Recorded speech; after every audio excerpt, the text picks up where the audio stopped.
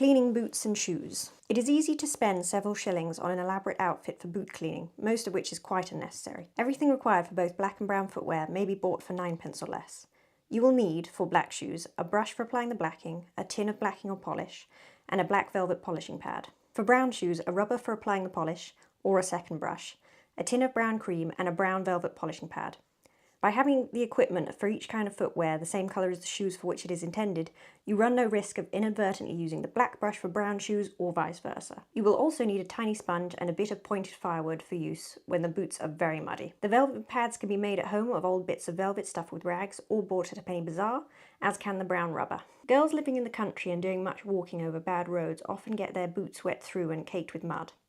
In this case, the boots should be left in a warm room, but not near a fire, to dry. It may be as long as 24 hours in winter before they are ready to be cleaned. Scrape off as much mud as possible by gentle use of the pointed stick. A knife must never be employed, as sooner or later it is sure to slip and cut the leather. Dip the little sponge in water, wring it nearly dry and wipe over the boots with it to remove the last traces of mud. It is ruined footwear to put polish on over mud. Dip the brush into the blacking and rub it all over the boot, not forgetting the heel. Then polish vigorously with the velvet pad until a good shine appears all over. Boots which are not muddy do not need the stick and sponge treatment, but can have the blacking or cream applied straight away.